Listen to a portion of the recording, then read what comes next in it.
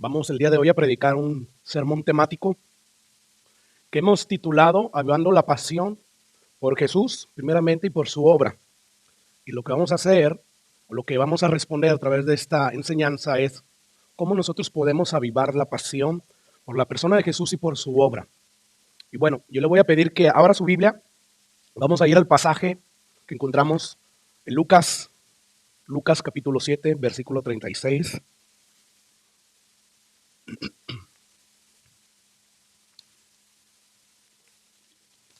Le voy a pedir que me siga con su vista. Dice así el versículo 36. Uno de los fariseos rogó a Jesús que comiesen con él. Y habiendo entrado en casa del fariseo, se sentó a la mesa. Entonces una mujer de la ciudad, que era pecadora, al saber que Jesús estaba en la mesa, o a la mesa en la casa del fariseo, trajo un frasco de alabastro con perfume. Y estando detrás de él a sus pies, llorando, comenzó a regar con lágrimas sus pies, y los enjugaba con sus cabellos, y besaba sus pies, y los ungía con el perfume. Cuando vio esto el fariseo, que le había convidado, dijo para sí: si fuera profeta, conocería quién y qué clase de mujer es la que le toca, que es pecadora. Entonces Jesús, respondiendo, le dijo: Simón, una cosa tengo que decirte. Y él dijo: dime, maestro. Un acreedor tenía 2 deudores. El uno le debía 500 denarios y el otro 50. Y no teniendo ellos con qué pagar, perdonó a ambos. Di pues, ¿cuál de ellos le amará más? Respondió Simón, dijo: pienso que aquel a quien perdonó más. Y él le dijo: rectamente has juzgado. Y vuelta a la mujer, dijo a Simón: ¿ves a esta mujer? Entré en tu casa y no me diste agua para mis pies, mas esta ha regado mis pies con lágrimas y los ha enjugado con sus cabellos. No me diste beso, mas esta, desde que entré, no ha cesado de besar mis pies. No ungiste mi cabeza con aceite, mas esta ha ungido con perfume mis pies. Por lo cual te digo que sus muchos pecados le son perdonados, porque amó mucho, mas aquel a quien se le perdona poco, poco ama. Y a ella le dijo: tus pecados te son perdonados. Y los que estaban juntamente sentados a la mesa comenzaron a decir entre sí: ¿quién es este que también perdona pecados? Pero él dijo a la mujer: tu fe te ha salvado, ve en paz. Padre, gracias por tu palabra. En esta hora, Señor, de manera inesperada, de manera no planeada, estamos a punto, Señor, de predicar este mensaje. Hemos dejado, Dios, el estudio de la segunda carta de Pablo a la iglesia de los Corintios a un lado por esta semana, Señor, porque queremos que tú nos ministres a través de las verdades que hay detrás de este pasaje que acabamos de leer, Señor. ¿Quieras tú ayudarnos, Señor, a aumentar la pasión, el fervor, primeramente por la persona de Jesús? Que nuestra comunión con Él pueda ser, Señor, más cercana, más genuina, más real. Padre, aviva en medio de nosotros tu obra, para que entonces, Señor, nosotros podamos con fervor servirte, Señor, al predicar el Evangelio, al hacer discípulos, al vivir, Señor, esforzándonos para no ser piedra de tropiezo para nadie, para que el mensaje del Evangelio no sea, Señor, desacreditado, blasfemado. Padre precioso, obra en medio de nosotros tu iglesia. En el nombre de Jesús te lo pedimos. Amén. Bueno, lo primero que quiero señalar, Señor, hermanos, en esta historia es que encontramos a 2 personas completamente distintas teniendo un encuentro con Jesús. Y este encuentro para una de estas personas es muy significativo, mientras que para la otra no lo es, aunque aparente ser. Y bueno, la primera persona es identificada por Lucas como Simón el fariseo, en cuyo hogar se desarrolla la historia. Como ya la mayoría de ustedes saben, hermanos, los fariseos eran hombres extremadamente religiosos, sumamente moralistas y en muchos casos terriblemente hipócritas, que se gloriaban en su propia justicia. Y Simón era un fariseo, era un hombre muy religioso, muy decente, que se jactaba de su vida moral. Sin embargo, como vamos a ver ahorita, era una persona severamente hipercrítica. Es decir, cuando criticaba a alguien que no estaba viviendo de acuerdo a sus estándares, él era muy duro, él era muy severo. Ahora, de la segunda persona no sabemos mucho. Lucas solamente ahí nos dice que era una mujer de la ciudad, que era pecadora. O sea, en otras palabras, era una mujer que estaba catalogada como una mujer de la calle. O sea, se encontraba sin duda alguna sumida en una vida perdida de prostitución. Así que esta mujer era muy conocida en esa ciudad por esa mala reputación. Tal vez la llamaban, como algunos suelen llamar a ciertas mujeres que se prostituyen, la Rahab del pueblo. No sabemos. La cosa es que Lucas nos presenta a dos personas totalmente distintas. Una representaba ante los ojos del pueblo lo mejor de la sociedad judía. Y quiero enfatizar eso, ante los ojos del pueblo, por la apariencia que veían. Y la otra representaba lo peor del pueblo, lo peor de la sociedad judía. Pero a pesar de estas diferencias tan marcadas, los dos tenían algo en común. Y bueno, los dos decidieron tener un encuentro con Jesús. Y Lucas nos dice en el versículo 36 que Simón le había rogado literalmente a Jesús que comiera con él. Vamos a ver el versículo 36. Dice allí, uno de los fariseos rogó, suplicó a Jesús que comiese con él. Y habiendo entrado en casa del fariseo, se sentó a la mesa. Ahora el versículo 37 nos dice lo siguiente. Entonces, una mujer de la ciudad que era pecadora, al saber, al enterarse que Jesús estaba a la mesa en casa del fariseo, pues este fariseo era muy conocido y esta mujer de igual manera. Dice que trajo un frasco de alabastro con perfume. Así que como vemos en estos dos versículos, vemos que algo que tenían en común estas dos personas era que desearon o buscaron tener un encuentro con Jesús. Sin embargo, los motivos por los cuales querían tener un encuentro con Jesús eran totalmente opuestos. Por lo que dicen los versículos 44 al 46, pues sabemos que Simón el fariseo no tenía ningún afecto por Jesús. O sea, yo creo que él solamente por curiosidad y sobre todo por querer buscar cómo criticar a Jesús, él invitó a Jesús a su casa. Vamos a ver lo que dicen los versículos 44 al 46. Dice, vuelto a la mujer, dijo a Simón, ¿ves a esta mujer? Entré en tu casa por invitación tuya y no me diste agua para mis pies. O sea, esto ya de entrada nos revela el pobre trato que recibió Jesús de parte de su anfitrión Simón. Y sigue diciendo Jesús, mas esta ha regado mis pies con lágrimas y los ha enjugado con sus cabellos. Versículo 45, no me diste beso, mas esta desde que entré no ha cesado de besar mis pies. No ungiste en mi cabeza con aceite, mas esta ha ungido con perfume mis pies. Así que, como vemos, Simón intencionalmente omitió todas las costumbres de hospitalidad que se daban en el mundo judío de aquel entonces. Él intencionalmente dejó fuera todas las formalidades que se acostumbraban a dar a los invitados de honor. Mire, quiero rápidamente mostrarle en algunos pasajes cómo esto era una costumbre en el mundo judío. Génesis 18:2 dice lo siguiente. Y alzó sus ojos y miró, refiriéndose a Abraham.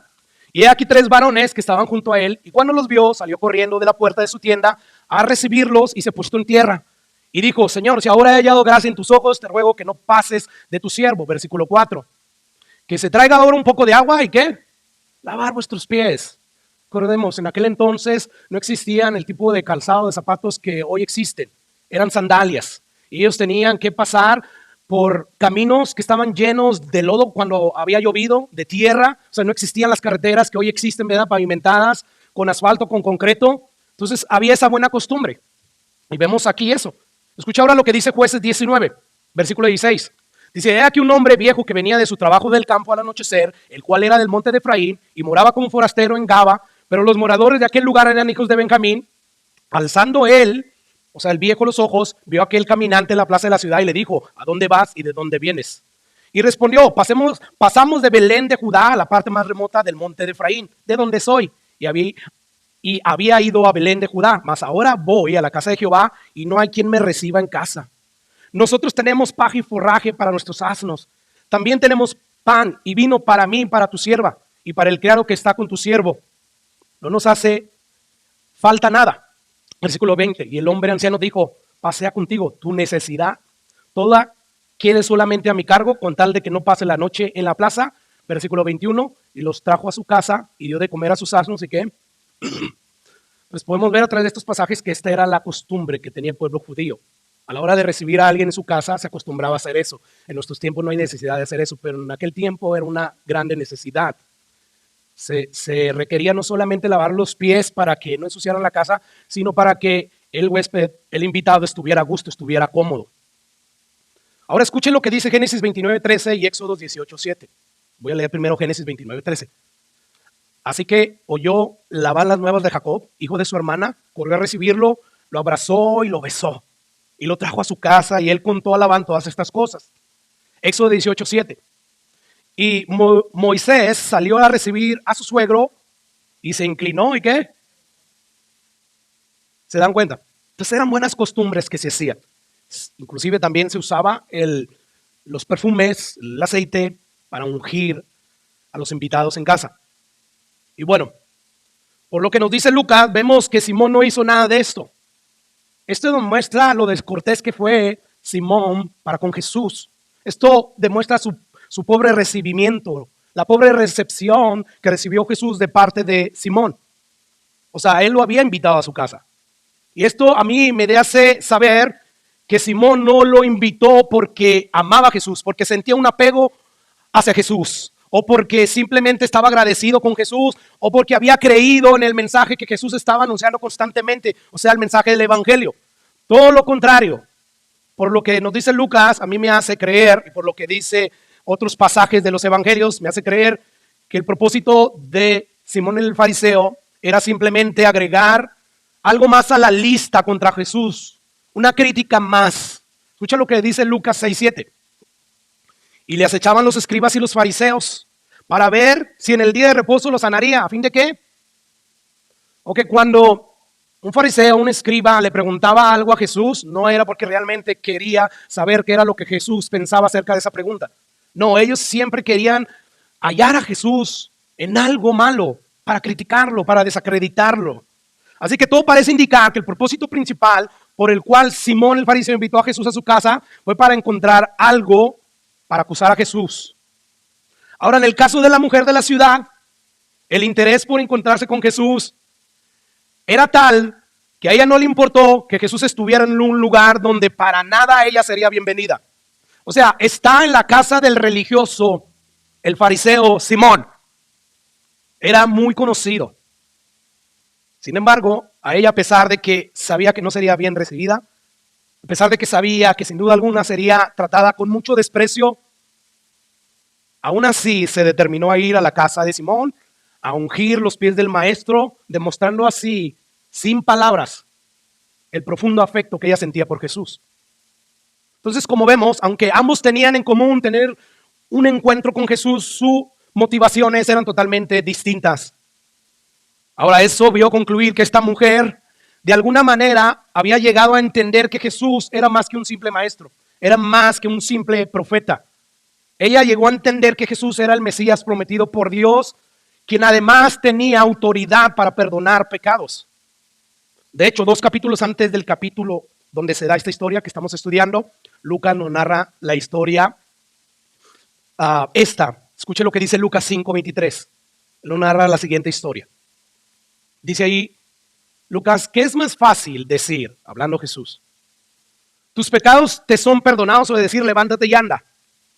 Versículo 24, pues para que sepan que el Hijo del Hombre tiene potestad, tiene derecho, autoridad en la tierra para perdonar pecados, dijo al paralítico, a ti te digo, levántate, toma tu lecho y vete a tu casa.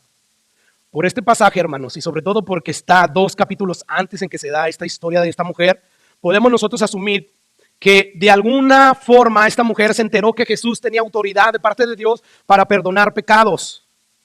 Tal vez ella estuvo en esa escena cuando sucedió ese milagro y lo escuchó de primera mano. O tal vez alguien se lo contó, no sabemos. Lo que sí sabemos, por lo que dice es y porque concluimos lógicamente, que esta persona sabía que Jesús estaría dispuesto a recibirla a ella, con todos sus pecados, con toda su mala fama. Y es por eso que a ella ya no le importó quién la menospreciara, porque ella sabía que Jesús la recibiría. Así que, hermanos, vemos que esta mujer tuvo una actitud totalmente diferente a la que tuvo Simón. El motivo de ella para encontrarse con Jesús era un motivo digno, apropiado, agradable delante de Dios. Ahora, esto nos enseña que esta mujer estaba consciente de su condición pecaminosa. O sea, yo sé que soy una pecadora, pero sé que también Jesús tiene autoridad para perdonar. Y eso es algo que ella también estaba consciente. No solamente de que era una pecadora, sino que Jesús tenía autoridad de perdonar pecados. Algo que Simeón no estaba consciente. O sea, como estaba tratando a Jesús, para Simeón Jesús no era alguien que podía perdonar pecados. Para Simón Jesús era cualquier persona, era un don nadie, pero no lo era para esta mujer. De allí las dos actitudes tan diferentes a la persona de Jesús que vemos en los siguientes versículos, versículos 37 y 38. Dice ahí, entonces una mujer de la ciudad, que era pecadora, al saber que Jesús estaba en la mesa, en casa del fariseo, trajo un frasco de alabastro con perfume, y estando detrás de él a sus pies, llorando, comenzó a regar con lágrimas sus pies, los enjugaba con sus cabellos y besaba sus pies y los ungía con el perfume. La pregunta, hermanos, es, ¿por qué esta mujer hizo todo esto? ¿No es esta acaso la acción de alguien que ha enloquecido? ¿De una mujer desquiciada? O sea, eso de traer un frasco lleno de perfume, tal vez era el perfume caro que ella usaba para atraer a sus clientes, pero eso de ungir los pies sucios de Jesús, pastor, era Jesús, y tenía los pies sucios. Jesús era como tú y como yo, humanos, con pies que cuando tocan la tierra, la mugre, el lodo, se ensucian. Entonces, esta mujer, cuando llega a ese lugar a ungir los pies sucios de Jesús, llega ahí a limpiarlos, llega ahí a ungirlos, a besarlos, en un lugar donde están sentados a la mesa para comer o quizás ya se estaban comiendo, no sabemos. Pero eso es algo que a los ojos del ser humano es algo inapropiado, ¿verdad? Ante nuestra perspectiva eso no se debe de hacer. Y sobre todo tú que eres una mujer pecadora, tú que eres una mujer de la calle. Así que tratemos de visualizar la escena. Se están sentados ahí a la mesa y esta mujer llega así sin haber sido invitada de la nada y comienza a accionar de esa forma. ¿Cómo podemos explicar un comportamiento tan inusual? Una vez más, ante los ojos de los hombres, este comportamiento era completamente inapropiado. Sin embargo, ante los ojos de Jesús, que eso es lo que importa, esta acción inesperada fue una acción totalmente apropiada. O sea, cuando se toma en cuenta la perspectiva que esta mujer tenía de sí misma y lo que ella pensaba de Jesús, uno tiene que concluir que esta acción fue totalmente apropiada. O sea, como ya dijimos, ella sabía que era una pecadora y ella sabía que Jesús tenía autoridad para perdonar pecados. Y por eso vino a la casa de Simón el fariseo.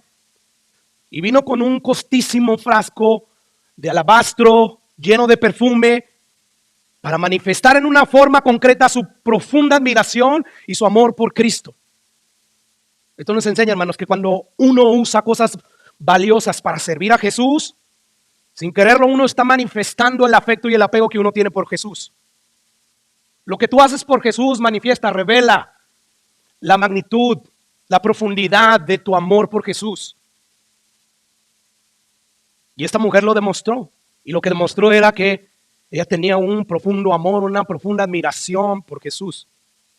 Sin embargo, en ese momento, las emociones de esta mujer la empezaron a traicionar y ella comienza a llorar. De repente se vuelve un mar de lágrimas que empiezan a empapar literalmente los pies de Jesús. O sea, las lágrimas evidenciadas por esta mezcla de quebrantamiento y a la misma vez de gratitud, porque ella estaba consciente que Jesús tenía poder o autoridad para perdonar pecados y sabía que un corazón contrito, alguien humillada, Jesús nunca la despreciaría. Así es que en ella había gratitud y a la misma vez está humillando, quebrantando. Y esto a pesar de que ella también estaba consciente de la forma tan grosera, tan fuerte que había quebrantado la ley de Dios. Pero de alguna manera ella había llegado a entender la gracia perdonadora de Jesús. Y esa mezcla de realidades la llevó a entrar en llanto. Y como no tenía una toalla a la mano, ella comienza a secar los pies sucios de Jesús. Y al estar secando los pies sucios de Jesús con sus cabellos, ustedes como mujeres que saben y que cuidan mucho sus cabellos, ¿verdad? Por ejemplo, cuando van a una peluquería a hacerse un corte de pelo, hacerse, qué sé yo, que las peinen. Y si de repente está lloviendo, tú no sales como si nada estuviera pasando. Tú haces todo lo posible por proteger lo que te hicieron en el cabello. No dejas que nadie te lo despeine, ¿verdad? ¿Por qué? Porque valoras tu cabello, lo cuidas. Y bueno, esta mujer No le importó eso. Con tal de servirle al Señor, por el agradecimiento que ella sentía, porque Jesús sabía que le perdonaría sus pecados. Y bueno, lo interesante de esto, hermano, es notar que en todo el relato esta mujer no pronunció ni una sola palabra, ¿verdad? Yo no sé si ustedes captaron eso. Ella no dijo nada, porque ni siquiera era necesario decir nada. O sea, sus ojos, sus lágrimas, mojando los pies de Jesús, su cabello que usó para limpiar la suciedad que había en los pies de Jesús, sus manos, su perfume se encargaron de decir todo. Es aquí donde podemos ver que las acciones, el comportamiento, lo que tú haces por Jesús, vale más, cuenta más que lo que uno dice acerca de Jesús. Así que todas esas cosas están manifestando un acto de adoración a aquel que podía libertarla de su esclavitud y concederle acceso al reino de los cielos.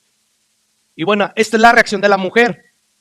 Pero ¿cómo reaccionó Simón? Ya vimos un poco, ¿verdad? Pero vamos a seguir viendo qué es lo que nos dicen los siguientes versículos. Versículo 39 nos va a decir cómo reaccionó Simón el fariseo. Escuche lo que dice. Cuando vio esto, el fariseo que le había convidado, dijo para sí: si fuera profeta, conocería quién y qué clase de mujer es la que le toca, que es pecadora. ¿Qué es lo que el fariseo está diciendo en otras palabras? O sea, es obvio que Jesús no puede ser un profeta verdadero de Dios. Porque si verdaderamente fuera un verdadero profeta enviado por Dios, se habría dado cuenta de inmediato lo despreciable, lo sucia, lo pecadora que es esta mujer. Bueno, todos sabemos que Simón estaba equivocado, ¿verdad? Porque Jesús fue más que un simple maestro, más que un verdadero profeta de Dios. Y bueno, Jesús sabía perfectamente todos los pecados que esa mujer había cometido, pero también sabía lo que Simón estaba pensando. Él es omnisciente, ¿verdad? Y debido a ello, es que Jesús saca a colación la siguiente parábola que encontramos en los versículos 40 al 43. Entonces respondió Jesús, le dijo: Simón, una cosa tengo que decirte. Y escuche o note, observe la hipocresía de Simón. O sea, acaba de decir: si fuera un verdadero profeta de Dios, sabría que esta es una pecadora. Pero él dice: di, maestro. Versículo 41. Creedor, voy a sustituir esa palabra por un prestamista. Me cuesta pronunciarla. Un prestamista, ándele, también estoy teniendo problemas con esta palabra. Un prestamista tenía dos deudores. Escucha, dos deudores. El uno le debía 500 denarios y el otro 50. Versículo 42. Y no teniendo ellos con qué pagar, esto es importante, y uno de los dos tenía que pagar, perdonó a ambos. Di pues, ¿cuál de ellos le amará más? Respondiendo Simón. Ya sabes, Simón, que cada vez que Jesús responde algo, hay que tener cuidado. ¿Con qué me va a sacar a Simón? O sea que a la misma vez, sí, con una actitud hipócrita y disimulando que nada está pasando, pero temiendo, respondió Simón y dijo: pienso que aquel a quien perdonó más. ¿Y qué le dice Jesús? Rectamente has juzgado. Bueno, vamos a hablar un momento acerca del valor que tenía un denario en los tiempos de Jesús. Un denario era el equivalente a lo que ganaba un obrero en un día. Entonces, si uno le debía 500 denarios, esto quiere decir que le debía el equivalente de un salario de un año y más, ¿verdad? Un año trae 365 días. Y bueno, ¿el otro cuánto le debía? Pues un mes y días, ¿verdad? Un mes y medio por ahí. Ahí uno puede ahora sí comparar lo que cada uno le debía a este prestamista. O sea, la cifra es muy diferente la una a la otra. Y esto es el punto importante, hermanos. O sea, el prestamista le prestó dinero a cada uno de ellos, una cantidad. Y aunque una deuda era mayor que la otra, dice el texto que ninguno de los dos podía pagarla. O sea, tú dices, por 50 de volada la pago. Pero la cosa es que no podía pagar ni los 50 el deudor. ¿Y qué hizo el prestamista al respecto? Según Jesús, el prestamista, en vez de enviar a los dos deudores a la cárcel de la ciudad, pues decidió generosamente perdonar la deuda de los dos. Y Cristo le pregunta a Simón, ¿cuál de estos dos deudores manifestará más amor por el prestamista? Y bueno, Simón, ya sabemos lo que le respondió, ¿verdad? Pues aquel a quien se le perdonó más. O sea, la deuda era enorme, por lo tanto, ese debe de amar más al prestamista. Y Jesús le dice, rectamente has juzgado. Ahora, yo quiero preguntar, hermano, ¿qué es lo que Jesús está enseñando aquí en esta parábola? ¿Por qué la trae a colación? La trajo por un propósito.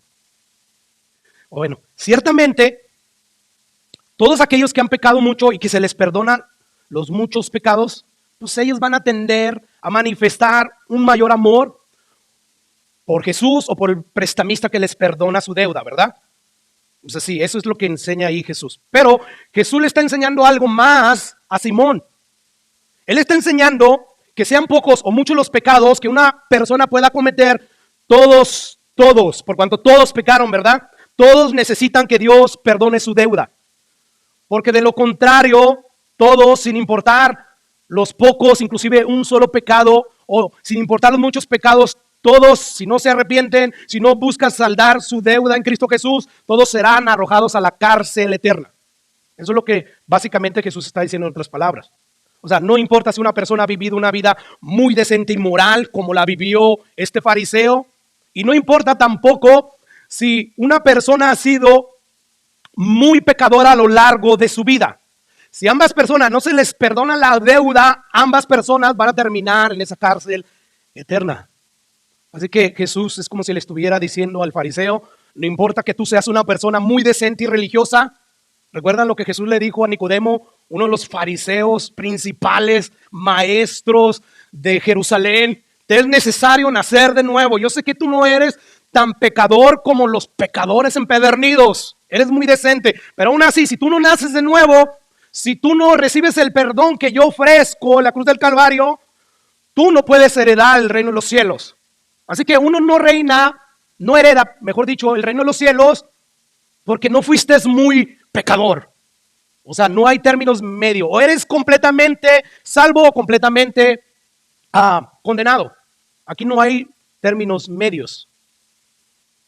Así es que esto es lo que Jesús le está diciendo a Nicodemo. Yo sé que esa mujer tiene pecados grotescos, grandes.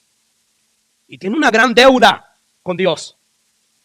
Como, por decir, como si una persona que un prestamista le presta 500 denarios y no le puede pagar. Ella tiene una deuda así enorme. Y tú quizás eres como alguien que tiene una deuda de 50, de 25. Y él no se miraba así. O sea, él confiaba en su propia justicia. Yo sé que yo tengo la garantía por cómo me porto que Dios me va a aceptar en el cielo. Y bueno, Jesús le está tratando de mostrar algo al fariseo. Por lo tanto, tienes que buscar tú arreglar tu problema. Porque una vez más, recordemos que los dos no podían pagar la deuda. Pero aquí lo que hacía diferente el uno del otro, o sea, los dos no pueden pagar su deuda, lo que los hacía diferente es que la mujer sí estaba consciente de eso. Sabía que era pecadora, lo reconocía y sabía que ella no podía hacer nada más que venir delante de Jesús, humillarse y pedirle que la perdonara. Pero Simón el fariseo no estaba consciente de esto, no creía que esto era así. Y esto lo ponía en una situación 1000 veces peor que la de esta mujer. Sí, no era tan pecador como ella, sin embargo, estaba lejos del perdón. Porque al final de cuentas no importa si tienes pocos o muchísimos pecados, vas al mismo lugar si no te arrepientes. Vas a la misma cárcel, con diferentes niveles de castigo, sí, pero a la misma cárcel. Y esto no lo veía así Simón. Sin embargo, Jesús, porque amaba y ama a los pecadores, tuvo que decirle esto a Simón para que pudiera ver la necesidad que él también tenía de ser perdonado, no nomás esta mujer. Y básicamente lo que le está diciendo Jesús a Simón es, en otras palabras, es o estás completamente perdido o estás completamente salvo. Es decir, no importa si tú naciste en un hogar cristiano, que a los 6, 8 años tú te convertiste al Señor, o tal vez te convertiste al Señor después de haber pecado por más de 50 años. No importa eso, porque como ya dije, al final de cuentas, si Dios no te perdona cada uno de tus pecados, sean pocos, sean muchos, esos te van a llevar a la cárcel eterna. Escucha lo que dice Apocalipsis 20:11. Dice Juan, vi un gran trono blanco y al que estaba sentado en él, de delante del cual huyeron la tierra y el cielo y ningún lugar se encontraba para ellos. Versículo 12. Y vi a los muertos grandes, es decir, famosos, poderosos. Ahí estaban todos los gobernadores de las ciudades, los ricos. Y vi también a pequeños, las personas comunes y corrientes, ¿verdad? Como nosotros, que no somos ni ricos, no somos ni famosos, ni poderosos. Pero dice Juan, vi a todos los seres humanos que habían sido resucitados. Estaban ahí, cada uno de ellos con sus niveles de pecaminosidad, algunos más decentes que otros más pecadores que otros. Y ahí estaban, ¿verdad? Dice Juan que cuando los vio a ellos, después fueron abiertos y los libros fueron abiertos y otro libro fue abierto, el cual es el libro de la vida. En ese libro de la vida están escritos todos los nombres de aquellos que se han refugiado en el sacrificio de Jesús. Y si fueron juzgados los muertos por las cosas que estaban escritas en los libros, ¿según qué? Y versículo 15 dice, y el que no se halló inscrito en el libro de la vida del Cordero que salva, fue lanzado al agua de fuego, fue lanzado a la cárcel eterna. Así que como vemos al final de cuentas, según Jesús, o estamos completamente perdidos o completamente salvos. Aquí no hay un punto medio.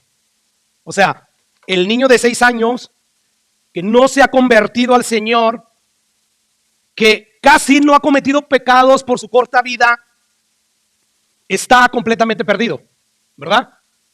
Y el niño que se arrepiente y cree, ese niño está completamente salvo. Y lo mismo podemos decir con los hombres viejos, con 80 años, que no se han convertido y que a lo largo de toda su vida de 80 años estuvieron pecando, ellos estaban completamente perdidos. Y los hombres viejos con muchos años que se arrepienten y creen, ellos están completamente salvos. Aquí no hay término medio. No crea como la mayoría de los seres humanos cree. No, según mi maldad y según lo bueno que fui, Dios me va a juzgar. No, no hay nada de eso. Mi Biblia dice que no hay nada de eso. Aquí yo encuentro a un Dios que va a juzgar a todos por las cosas que hicimos. Haya sido solamente un pecado, que eso es imposible. Mientras Dios te siga dejando vivir aquí, es cuestión de tiempo de que vuelvas a pecar contra Dios. Así es que, ¿recuerdan a Adán y Eva un solo pecado? Lo repito mucho esto, lo sacó, ¿verdad? Bueno, quiero dejar a un lado esto para preguntar. ¿A quién está evangelizando Jesús en esa noche? ¿A quién estaba evangelizando? ¿Quién estaba más necesitado de la predicación del evangelio? Bueno, a simple vista, al ojo del humano, lo que uno puede ver, pues la que necesitaba la evangelización es la mujer perdida. Pastor, acabo de invitar a una mujer prostituta. Predíquenle. Casi siempre tendemos a pensar que es eso, ¿verdad? O sea, Simón el fariseo, pues está bien vestido, se comporta bien, es muy formal. Al parecer, él no necesita ser evangelizado, como hoy muchos pastores creen que la iglesia que concurre domingo a domingo no necesita el evangelio. O sea, ya sabemos que todos están aquí, cuando en realidad aún nosotros los cristianos debemos estar escuchando el evangelio una y otra vez. El evangelio que te dice, que te recuerda lo que Jesús hizo por ti cuando tú estabas perdido, sin esperanza. Porque eso genera agradecimiento, eso genera deseo por servir a Jesús, por esforzarte a tener una comunión más íntima con Jesús. Así es que ante los ojos de los seres humanos, la mujer pecadora necesitaba ser evangelizada, no el pastor César. Pero lo cierto es que ante los ojos de Dios, la condición espiritual de Simón el religioso era 1000 veces peor que la de la mujer. ¿Pero por qué pasó? Bueno, ya dije, hace un momento atrás, ella estaba consciente y entendía su condición pecaminosa y además entendía la deuda que tenía con Dios. Sabía que estaba establecido para el hombre que después que muera, juicio. Y si ella llegaba a ese juicio sin que Jesús le perdonara los pecados, iba a estar en grandes problemas. Mientras que Simón, el decentote, el moralote, él no estaba consciente de esta realidad. Él ni siquiera entendía su condición pecaminosa, mucho menos la deuda que él tenía con Dios. En otras palabras, lo que Jesús está diciendo es, Simón, ciertamente ella es una pecadora y está en problemas, pero tú también, porque ambos tienen una deuda con Dios. La diferencia aquí, Simón, es que ella lo sabe y tú no. Eso te hace estar en una peor situación que ella. Así que esto nos enseña, hermanos, que el entendimiento de nuestra condición y la deuda que tenemos con Dios es lo que va a hacer la diferencia. O sea, la razón por la cual esta mujer experimentó esa clase de quebrantamiento que agradó a Dios fue porque ella estaba consciente de su condición pecaminosa. Ella estaba consciente de la gran deuda que tenía con Dios. Ella estaba consciente que si no recibía el perdón de Jesús, si no buscaba ese perdón en Jesús, ella iba a estar en grandes problemas. Y es por eso que ella se humilla. Y es como que le está suplicando a Jesús: yo sé que tú sabes lo pecadora que soy, perdóname. Estoy dispuesta a dejarlo todo. Mira todo lo que estoy haciendo por ti, porque sé que tú eres lo más valioso ya para mí. Sin embargo, podemos concluir que Simón, por ignorar voluntariamente su condición pecaminosa y su deuda con Dios, se comportó totalmente distinto a la mujer. Escucha lo que dice el versículo 48. Y ella dijo, y a ella le dijo Jesús: tus pecados te son perdonados. 49. Y los que estaban juntamente sentados a la mesa comenzaron a decir entre sí: ¿quién es este? ¿Quién se cree? ¿Quién se cree el maestrillo Jesús? ¿Que perdona pecados? O sea, ¿te fijas la actitud de este tipo de personas hacia Jesús? O sea, Simón no estaba consciente de su condición miserable en la que se encontraba. Aunque debiera nada más un denario o él como quiera, para Dios esa situación era terrible y necesitaba el perdón de Jesús. Y es por eso que trató a Jesús como lo trató, como un don nadie, con descortesía. Tú no mereces mi agua para que te enjuagues sus pies. Tú no mereces que yo te bese. Tú no mereces que yo te unja. Tú no mereces nada. De hecho, si tú supieras, yo te invité a mi casa, no para alimentarte. Yo quería ver a ver cómo te agarraba en algo, para criticarte. ¿Te das cuenta? Ahora, noten que Jesús, hasta este momento de la historia, Jesús había estado hablando solamente con Simón, ¿verdad? Pero de repente empieza a hablarle directamente a la mujer que todo el mundo despreciaba. Y yo creo que sus palabras, o sea, porque ahí está la mujer, ¿verdad? Están pasando muchas cosas, no sabemos cuántos minutos pasaron. Y ella, yo creo que está tan absorta en estar llorando de agradecimiento, de quebrantamiento, que quizás ni siquiera está pensando: ¿qué estará pensando Jesús de mí? ¿Me irá a aceptar? ¿Me irá a recibirlo? O tal vez sí. Por lo tanto, yo creo que cuando empieza a oír a Jesús hablar, dirigiéndose a ella, y sobre todo con palabras favorecidas para ella, fue como una canción, sus palabras, una canción del cielo que la alegraron a ella, y sobre todo cuando dijo: tus pecados te son perdonados. O sea, tú ya no tienes en el cielo cuentas pendientes. Es cierto, debías 500 denarios, pero ya no debes nada. Estás tan limpio como una persona recién nacida que nunca ha roto un plato, que nunca ha pecado. Eres perdonada completamente. No importa lo que hayas hecho, todos tus pecados delante de Dios están perdonados, y no porque me estás ungiendo, no porque estás aquí sirviéndome. No. No es por causa ni siquiera por ese amor que ahorita sientes por mí. No, tú solo fuiste perdonado porque creíste en mí, en que yo soy el Mesías, yo soy el Cordero de Dios que quita el pecado del mundo. Versículo 50 nos lo afirma. Pero él le dijo a la mujer que tu fe, no tus obras, tu fe te ha salvado. Ve en paz. Mire, por absurdo y por increíble que parezca esto, todo lo que se requiere para recibir el perdón y la gracia de Dios que se ofrece en Cristo Jesús es estar consciente de tu necesidad. ¿Cómo tú estás consciente de tu necesidad? Al ver tu vida pecaminosa, al reconocer que tienes una deuda grande de Dios y que solamente puede ser pagada por Jesús. Y esa gracia está disponible para todos si tú solamente crees que puedes ser perdonada. Y crees lo que Dios te dice, que eres un pecador, que vas directo al infierno, a menos que te refugies en Jesús. ¿Recuerda lo que Jesús le decía a Nicodemo? Es necesario que el Hijo del Hombre sea levantado en alto, como cuando Moisés levantó ese palo, ¿verdad?, de bronce, y Jesús le dijo: dile al pueblo que todos aquellos que miren a esa vara de bronce serán sanados de las picaduras de las víboras. O sea, solo con mirar, sí, solo con mirar. Bueno, así es necesario que el Hijo del Hombre sea levantado para que todo aquel que en él crea tenga vida eterna. De tal manera amó Dios al mundo. Es en ese contexto en que se da ese versículo tan famoso por todos los cristianos de hoy en día. De tal manera amó Dios al mundo que dio a su Hijo unigénito para que todo aquel que en él cree No que obre, no que trate de ganarse su salvación. Todo aquel que solamente cree en Jesús tenga vida eterna. Alguien ha dicho, hermanos, que solo hay un obstáculo que impide que seas recibido por Cristo. Y ese obstáculo es que tú voluntariamente no vayas a Él. Escucha lo que dice Isaías 1:18. Venid luego, dice Jehová.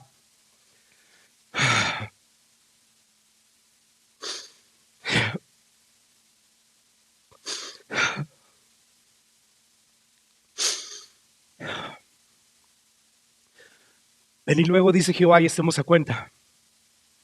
Si vuestros pecados fueren como la grana, como la nieve, serán blanquecidos. Si fueron rojos como el carmesí, vendrán a ser como blanca lana. Mateo 11:21. Venid a mí todos los que están trabajados y cargados, y yo los haré descansar. Esto fue exactamente lo que hizo la mujer. Vino a Jesús, tuvo fe en que Jesús ciertamente era lo que decía la Biblia que era, lo que Jesús decía acerca del mismo. Ella creyó todo. Él es el Mesías, Él es el Cordero de Dios, que tiene autoridad para quitar pecados, para perdonarlos. ¿Y qué hizo Jesús con esta mujer? Le dio descanso a su alma. Le perdonó todos sus pecados. En cambio, Simón hizo todo lo contrario. Él se alejó de Jesús como muchos hacen. ¿Y qué fue lo único que recibió Simón? Una fuerte exhortación de parte de Jesús. Fue todo lo que él recibió en esa noche. Y la cosa es que si él murió sin haberse arrepentido, a pesar de todo lo que él experimentó, todos los sucesos que se vieron en esa noche, él terminó en esa cárcel. Una cárcel eterna. Y el estar pensando los sucesos de esa noche van a hacer que se esté lamentando. Que mi Salvador estaba ahí en mi casa. Estuvo sentado a mi mesa. Sin embargo, lo ignoré.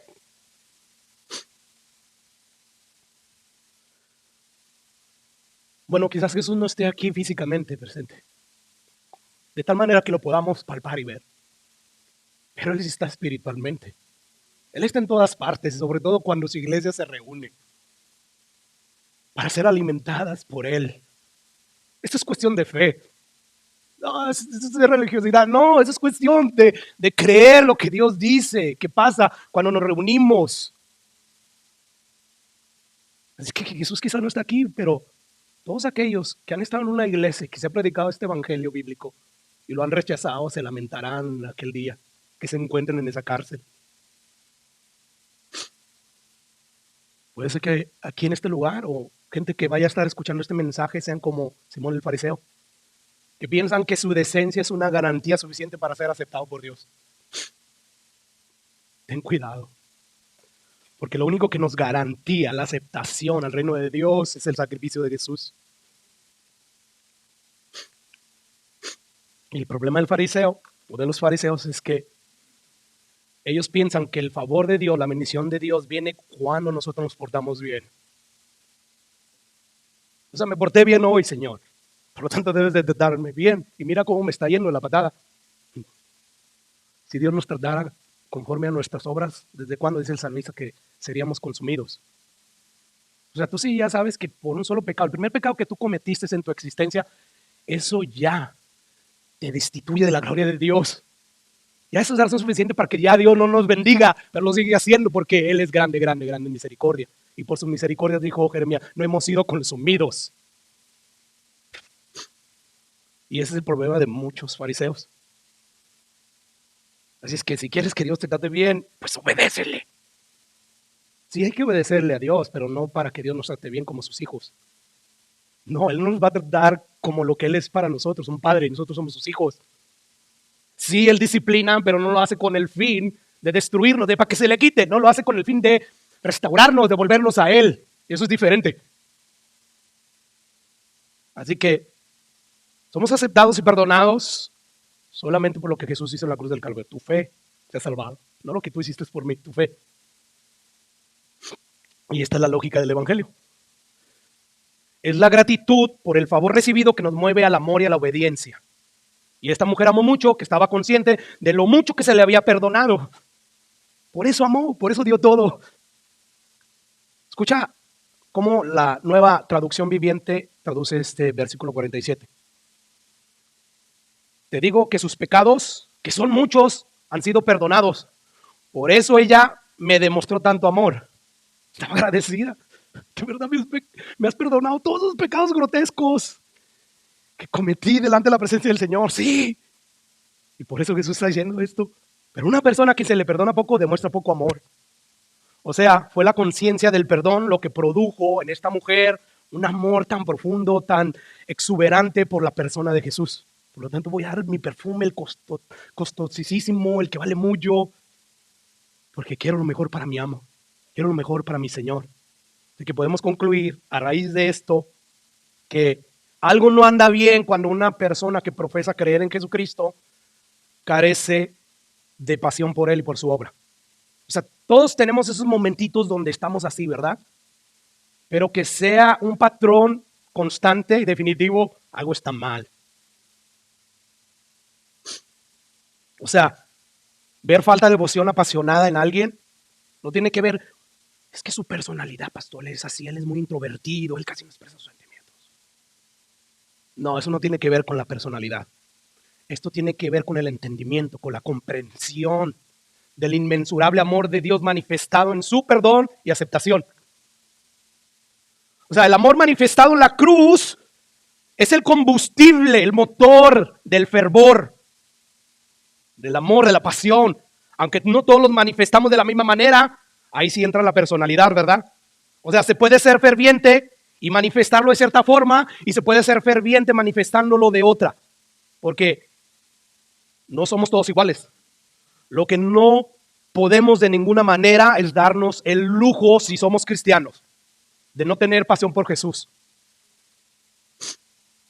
De hecho, saben que nuestra pasión por Jesús debería ser más fuerte que la pasión de esta mujer que demostró en esa noche. ¿Por qué? Porque nosotros vivimos del otro lado de la cruz. Tenemos más conocimiento, sabemos más cosas que ella no sabía. Tenemos toda la Biblia completa y la Biblia nos brinda un mejor entendimiento de lo que sucedió en esa cruz. Así que nuestra pasión debería ser mayor.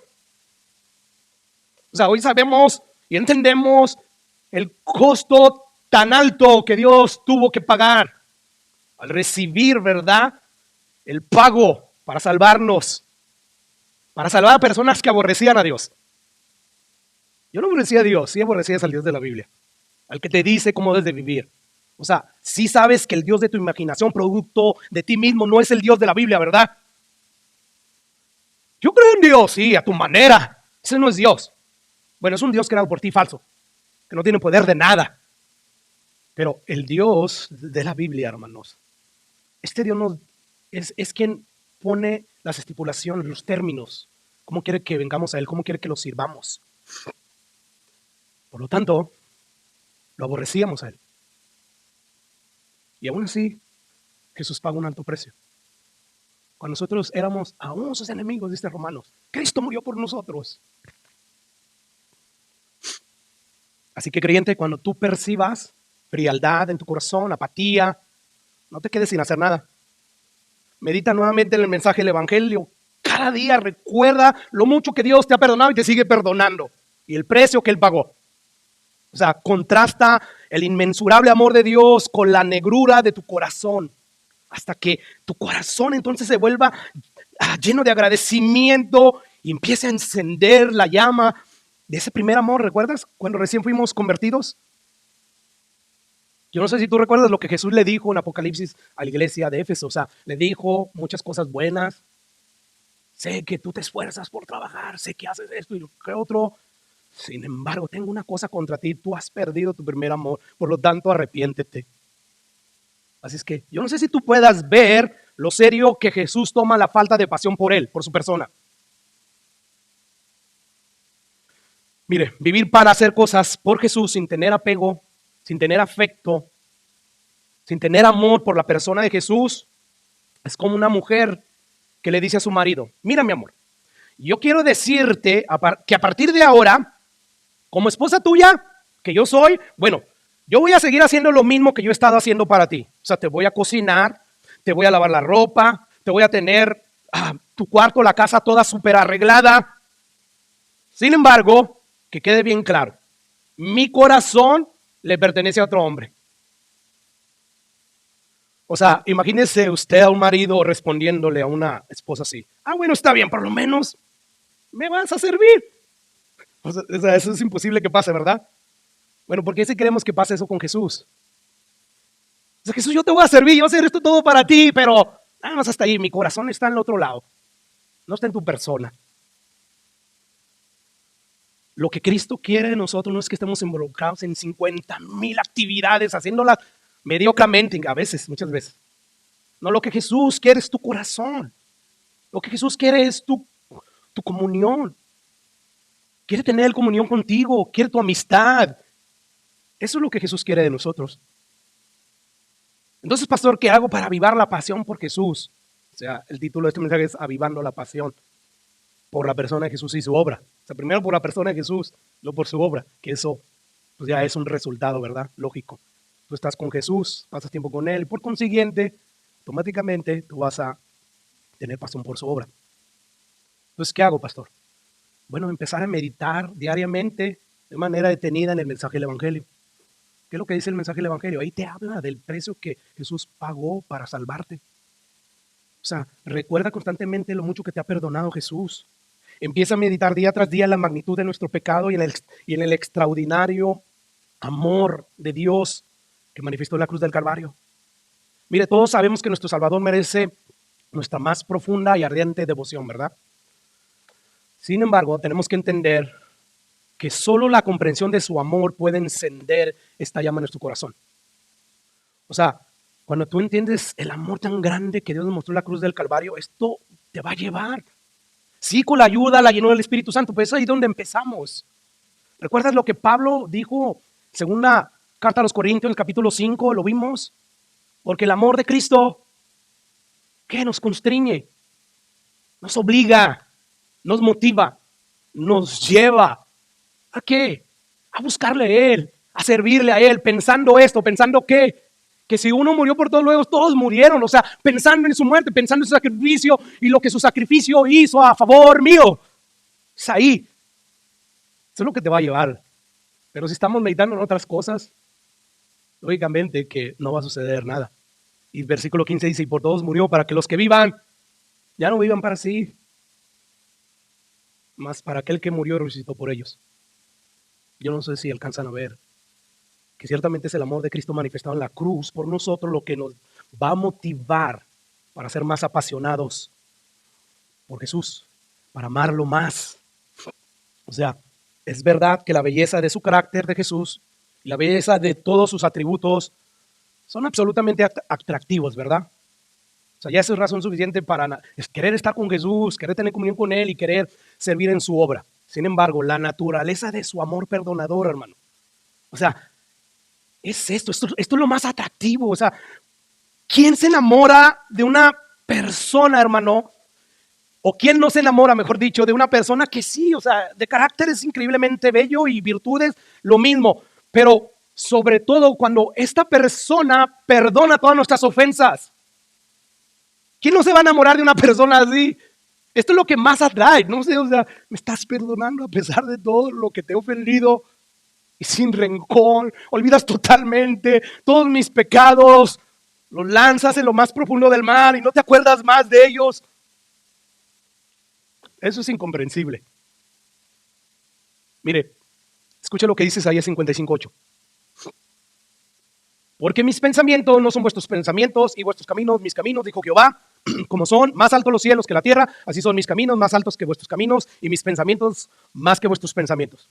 Usualmente cuando un cristiano que no está acostumbrado a leer la Biblia dentro de su contexto, o sea, sino que andan de chapulín de aquí y allá, cuando un cristiano tiene esa mala costumbre, bueno, pues suele sacar este pasaje fuera de su contexto.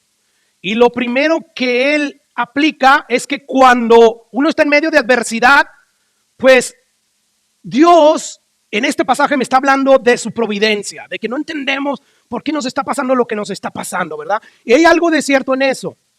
Sin embargo, hermanos, por el contexto, nos damos cuenta que cuando Isaías dice que los pensamientos de Dios son más altos que los nuestros, Isaías no está hablando de la providencia de Dios, sino está hablando del perdón. Escucha lo que dice 2 versículos antes de este versículo 8. Dice Isaías, buscar a Jehová mientras pueda ser hallado, llamarle entre tanto está cercano. Deje limpio su camino y el hombre inicuo sus pensamientos, vuélvase a Jehová, el cual tendrá de él misericordia, al Dios nuestro, el cual será, ¿qué, hermanos? Y luego, versículo 8, porque es amplio en perdonar, porque mis pensamientos no son vuestros pensamientos, ni vuestros caminos mis caminos, dijo Jehová. En otras palabras, ¿qué es lo que está diciendo Isaías a la luz del contexto que acabamos de ver? Bueno, los caminos del Señor no son como los nuestros, porque su anchura infinita en perdonar no puede ser comparada con la estrechez de nuestros corazones a la hora de perdonar. No, Él sí perdona todo, nosotros no. ¿Te das cuenta? O sea, nosotros somos muy tacaños, muy mezquinos, muy estrechos para perdonar. Dios, en cambio, es ampliamente generosísimo en dar perdón. Y en ese sentido, es que sus pensamientos son más altos que los tuyos y los míos, y sus caminos también. Así que meditar en el perdonador, que es Dios, que es la persona de Dios, y en su sacrificio tan costoso que Él tuvo que pagar por nuestros pecados, para que entonces todos nuestros pecados fueran borrados.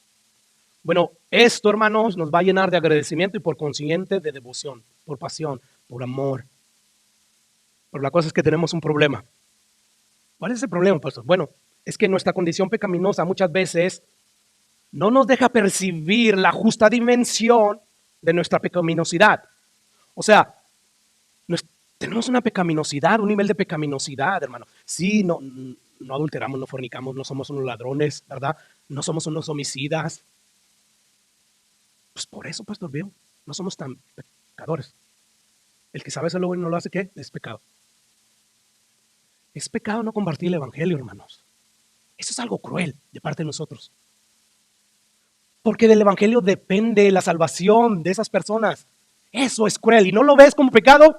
Dios sí lo ve. O sea, la definición que Dios le da al pecado es totalmente distinta a la definición que nosotros le damos de acuerdo a lo que yo siento y de acuerdo a lo que yo opino. ¿Te das cuenta? Somos más pecadores de lo que creemos y ese es nuestro problema, no nos vemos como pecadores. Por lo tanto, no tengo necesidad de estar orando delante de Dios todos los días. Recuerda que Jesús les enseñó a sus discípulos, cada vez que oren, oren así. Después de decir, Padre nuestro que estás en el cielo, que tú seas santificado, que se establezca tu reino, que su voluntad perfecta que se hace en el cielo se haga aquí en la tierra. Después de decir eso, Jesús empieza a decir, y digan, danos tu pan diario, danos tu palabra para seguir adelante y perdónanos. Jesús sabía que todos los días íbamos a pecar contra Él, no de la manera antigua que antes solíamos pecar. Y por eso dice, pidan perdón cada vez que oren, cada día. Porque no hay ningún nanosegundo en el cual no estemos pecando contra Dios. Cada vez que hacemos lo que hacemos, no para la gloria de Dios, es pecado. Cada vez que tú y yo no amamos a Dios con todo nuestro corazón, con todo nuestro ser, con todo lo que somos, estamos pecando. Y es a eso a lo que Dios se refiere. El por qué debes de orar cada día pidiéndole a Dios, perdona mis pecados como también yo perdono a los que me ofenden. El problema es que nosotros no vemos eso nosotros. Y es por eso mismo que no podemos percibir la magnitud del perdón divino. Es decir, no puedes verte como Dios te mira, pues no vas a ver el amor tan profundo que Jesús demostró en la cruz del Calvario. No vas a poder ver lo ancho del perdón de Dios. Porque según la Biblia, es solo la brillantez de la perfecta santidad de Dios que puede ayudarnos a ver la horrible cara del pecado en nuestros corazones. Es viendo su santidad, su purísima santidad, su perfecta justicia, que entonces vamos a ver que somos más pecadores de lo que creemos. Y yo te pregunto, ¿qué tan profundo es tu convicción de pecado? Vuelvo y repito, yo sé que tú no eres un fornicano, un ladrón, un homicida, un adúltero, no. Pero como dije, sé que muchas veces, como yo, me acobardo en predicar el evangelio. Y eso es pecado. Mire, Simón despreció a esta mujer porque él se creía superior a ella. De hecho, también despreció a Jesús por cómo lo trató, ¿verdad? Se creía superior a Jesús. Ahora yo te pregunto, ¿tú percibes desprecio en tu corazón por esas personas que claramente parecen haber caído más bajo que tú? ¿Sientes tú un profundo desprecio por los santurrones hipócritas como un tipo Simón? Por los legalistas que están en la iglesia. Se cree mucho, se cree muy. ¿Tú desprecias a los homosexuales? Ese sodomita. No, yo no puedo estar con él. Pero sí puedes platicar con un mentiroso. O sea, Pablo cuando habla que ni los homosexuales, cuando habla de todos ellos que no van a llegar al reino de Dios, ahí también listan los mentirosos. Pero tú no los desprecias así, ¿verdad? O sea, este es más pecador, por lo tanto, con ese sí no, pastor. No. Cuando tú haces eso, cuando tú tienes el desprecio a esas personas, están manifestando aires de superioridad. Lo que hizo este Simón. Y ten cuidado porque a quien se exalta, Dios lo humilla. Por lo tanto, no te acerques a ellos como que son la basura, la escoria del mundo. O sea, Jesús cuando se acercó a ti, cuando viniste a sus pies, no llegó tapándose la nariz para no oler la pestilencia de tu vida pecaminosa. No, te recibió con brazos abiertos. Así que no te debe causar desagrado aquellos que están sumidos en una vida de pecado. Sí, es verdad que la fealdad de su pecado Dios la detesta y a Dios le corresponde hacerlo a un lado o no hacerlo a un lado, no a nosotros. Dios nos llama a qué, hermanos? A amar, a servir inclusive a nuestros enemigos. Y eso se hace mayormente predicando el evangelio y haciendo todo lo que está de nuestra parte para no dar ocasión de caer, para no ser piedra de tropiezo. Pastor, es que no puedo tener misericordia de los que me ofenden, de esos viles pecadores. Ellos merecen toda la ira de Dios por sus pecados. Es verdad, pero tú y yo también la merecemos. Sin embargo, no la vamos a tener porque Dios nos dio misericordia. Lo mismo ve y haz tú, da misericordia. Lo que has recibido de gracia, dalo de gracia. Mire, esas personas que no se ven así, solamente basta con comparar su justicia y su santidad con la santidad purísima de Dios. Cuando tú haces eso, entonces la santidad purísima de Dios te va a llevar a ver cómo realmente eres. O sea, deja de compararte con la justicia y la santidad de los demás. No, compárate con la justicia perfecta y la santidad totalmente pura de Dios. Y verás si no vas a quedar ahí evidenciado como un pecador que tiene una deuda con Dios, quizás de 20 denarios, qué sé yo, pero la tienes. Mire, yo puedo decir muchas cosas acerca de que nos van a decir que somos pecadores, pero al final de cuentas somos más pecadores aún de lo que yo les puedo explicar. Dios que sí tiene en mente, tiene presente cada pecado de omisión, de comisión, y sí sabe que somos más pecadores de lo que nosotros creemos que somos. Hay gente que dice, yo no voy a la iglesia porque la iglesia está llena de hipócritas. Cuando alguien te diga eso, dile, pues ven, porque hay un campo más para un hipócrita más. Y de repente dile, ¿sabes qué? Tú no quieres ir a la iglesia porque dices que hay hipócritas.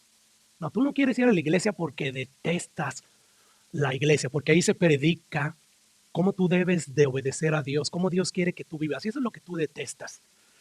Porque qué casualidad, en tu casa hay hipócritas y vas a tu casa, vas a tu trabajo y hay hipócritas y no por eso dejas de ir a tu trabajo, vas al cine, vas a jugar deporte, a donde quiera que vayas, hay hipócritas. La razón verdadera por qué las personas dejan de venir a la iglesia es porque detestan a este Dios que les dice cómo deben de vivir. La luz vino al mundo y las tinieblas amaron más las tinieblas porque sus obras eran malas, dice Juan. ¿Te das cuenta? ¿Y por qué estoy diciendo todo esto? Porque tú y yo como cristianos tenemos que entender que la iglesia no es un country club de perfectos. No, la iglesia es un hospital lleno de imperfectos, donde Jesús, el gran médico, está perfeccionándolos. Vamos a encontrar aquí imperfección entre nosotros. Somos una iglesia llena de pecadores que grado a grado estamos siendo transformados por el Espíritu Santo conforme a la imagen de Jesús. Así es que cuando no te veas como Dios te ve, como realmente eres, acude a pasajes como estos y ya voy a terminar. Isaías 5. Aquí encontramos a Isaías diciendo, ay de los que se juntan casa en casa y añaden heredar a heredar hasta ocuparlo todo, o sea, que se apropian, ¿verdad?, de las propiedades. Ay de los que se levantan de mañana para seguir la embriaguez, esos borrachos hijos del diablo. Ay de ellos, pastor.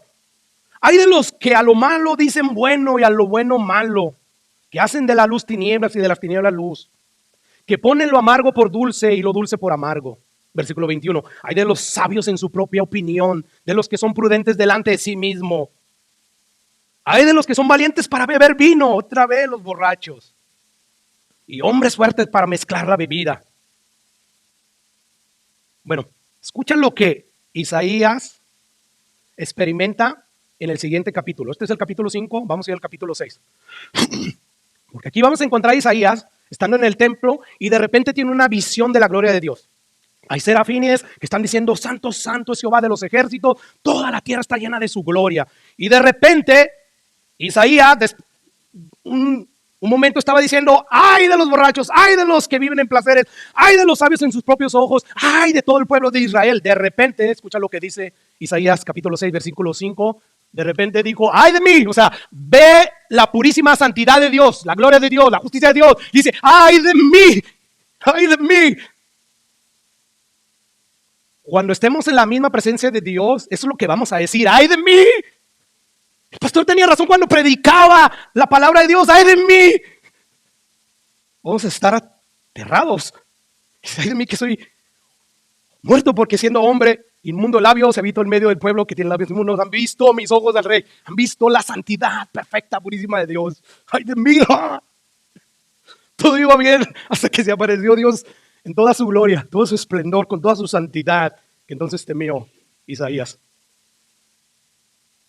Es hasta que Isaías vio un pequeño destello de la justicia perfecta y de la purísima santidad de Dios, que entonces vio que no era tan puro como creía. Ahora, veamos lo que sucede después. Dice que Isaías vio que un serafín voló y teniendo en su mano un carbón encendido tomado del altar con sus tenazas, lo dice el versículo 7, y tocando con él sobre mi boca, dijo, he aquí, esto tocó tus labios, ¿y qué, hermanos? Y es quitada tu culpa. O sea, Dios sabía que Jesús iba a pagar por los pecados de Isaías. Y es como que te va a dar ya la garantía, el anticipo, mejor dicho. Y bueno, pasó esto, ¿verdad? Medio extraño, pero pasó eso. Lo importante es que Dios no le dijo a Isaías, no te sientas inmundo. No, o sea, Dios sabía, sí, eres un inmundo. Es verdad, eres un buen profeta, eres lo mejor de Israel, pero aún así tienes pecado. Por lo tanto, déjame, te quito el pecado que hay en ti. Y bueno, ¿qué sigue diciendo? Después, versículo 8, oí la voz del Señor que decía, ¿a quién enviaré y quién irá por nosotros? Entonces respondí, yo, heme aquí, envíame a mí. Vamos a hacer un ejercicio de imaginación, hermanos. Pregunta, ¿qué habría pasado si Isaías hubiera escuchado esta conversación? ¿Cuál conversación? O sea, lo último que leímos. O sea, de repente oyó una voz que decía, ¿a quién enviaré? ¿Quién irá por nosotros? Ahí está la Trinidad. O sea, ¿qué hubiera pasado si Isaías hubiera escuchado esta conversación antes de tener esa visión de la gloria de Dios que lo hizo temblar? Sin duda alguna, pero la pregunta está de más, Señor. ¿Cómo que a quién nos vas a enviar? A mí, yo mero voy, Señor. O sea, ¿vas a encontrar a alguien mejor que yo en Israel? No creo, Señor. O sea, por favor, envíame a mí. Ahora, ¿qué habría pasado si Isaías hubiera escuchado esta conversación de a quién enviaré y quién irá por nosotros inmediatamente después de haber visto este despliegue de la gloria y la santidad de Dios, pero antes de que el ángel tocara su boca con ese carbón y le dijo, tu culpa ha sido quitada? O sea, ¿qué hubiera sucedido? Yo no, Señor, o sea, todavía no le perdona sus pecados. O sea, nada más vio la gloria de Dios y luego escucha, ¿a quién enviaremos? Pues está viendo, ¡ay de mí! ¡Ah! Ya no se siente tan calificado, ¿verdad? No, yo soy inmundo de labios, Señor. Si tuvieras que con esta boca que te bendice también he maldecido, yo no voy a ir. O sea, lo más seguro que Isaías hubiera dicho, Señor, no a mí. Yo soy un hombre inmundo de labios y yo no puedo hacerlo. Bueno, para que Isaías estuviera realmente listo para ministrar, para predicar la palabra, él necesitaba sentir en lo más profundo de su corazón la maldad de su pecado a la luz de la majestuosa santidad de Dios. Y luego, y solamente hasta luego, experimentar el gozo del perdón revelado en el Evangelio. Eso es lo que produce pasión en el corazón. Al que se le perdona, mucho amará. En otras palabras, hermanos, Isaías pasó del asombro de ver la perfecta santidad de Dios a la culpa. La santidad de Dios es perfecta, entonces me siento culpable. Y de la culpa a la gratitud por el perdón divino que experimentó, ¿verdad? Se llega, ve la gloria de Dios, está asombrado, pero a la misma vez le trae culpa. Pero viene el ángel y dice, tu pecado se ha sido quitado. Está agradecido. ¿A quién enviaremos? Heme aquí, Señor. Yo voy. Envíame a mí. Estoy agradecido porque perdonaste mi pecado. Porque tu santidad perfecta no me consumió. Tu fuego consumidor me dejó vivir. Así que podemos concluir que es la contemplación de este costosísimo amor perdonador de Dios mostrado en la cruz del Calvario, el combustible que necesitamos para mantener encendida la llama de nuestra pasión por Jesús. Es contemplando, hermanos, la santidad de Dios, nuestra pecaminosidad y lo mucho que nos ha perdonado, que entonces vamos a tener combustible. ¿Para qué? Para querer servirle al Señor, para poder decir, heme aquí, para desear ardientemente estar en presencia de Jesús, en comunión a través de la palabra, a través de la oración. Así que si tú has llegado a la iglesia en este día y te sientes que tu corazón no está apasionadamente involucrado y mucho menos está apasionadamente amando a Cristo, bueno, pues medita en esto, es lo que Dios te está diciendo a través de su palabra. Medita en el sacrificio de Jesús en la cruz del Calvario. Medita en cómo Él generosamente ha perdonado cada uno de tus pecados y te sigue perdonando. Medita en su amor. Si tú estás aquí sin Cristo en esta tarde, déjame decirte una cosa. Yo no sé con cuál de los personajes tú te identificas en esta hora. O con Simón, el fariseo, que cree que no necesita el perdón de Jesús, o con esta mujer pecadora, que sabía que lo necesitaba. Sea con el uno o con el otro, tú tienes que saber que necesitas el perdón de Dios, que se obtiene en Jesús. No salgas de esta tierra sin ese perdón. No. Él puede darte el perdón en este mismo instante. Él puede hacer exactamente lo que hizo con esa mujer en esa noche. Él puede darte por pura gracia un perdón absoluto y permanente porque Él pagó el precio por tus pecados en la cruz del Calvario. Amén.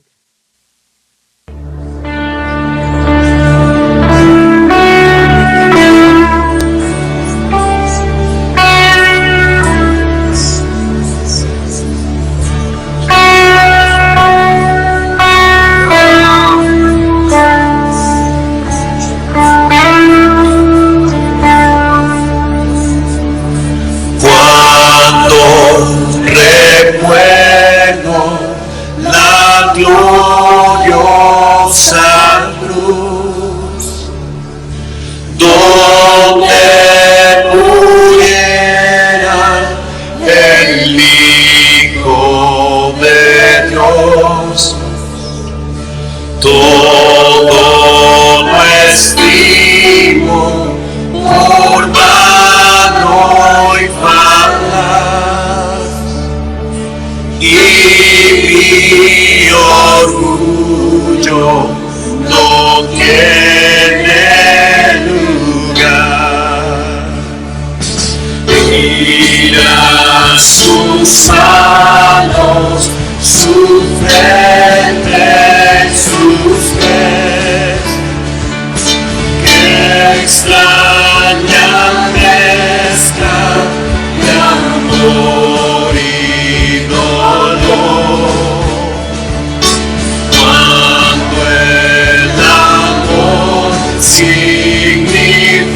Significa morir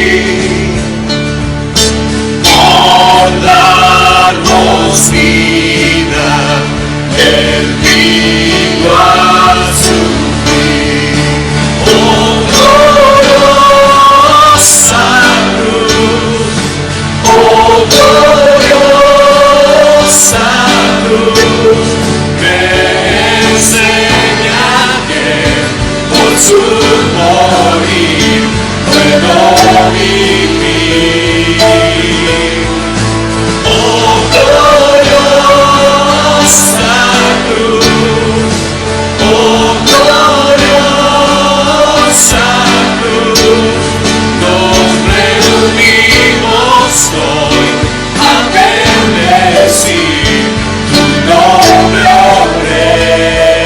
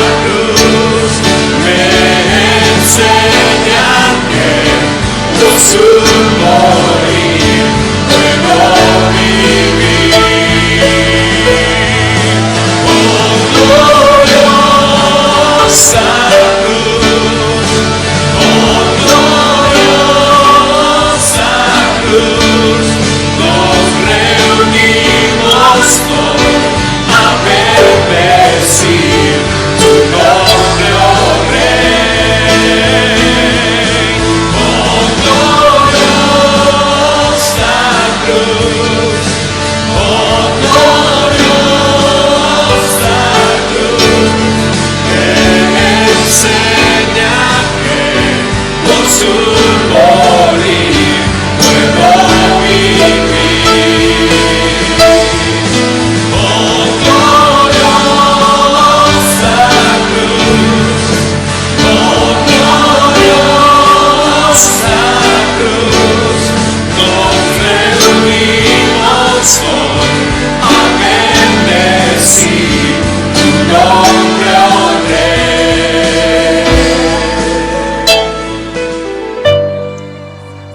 Amén. La paz de Cristo, hermanos. Dios les bendiga. Así quedamos despedidos.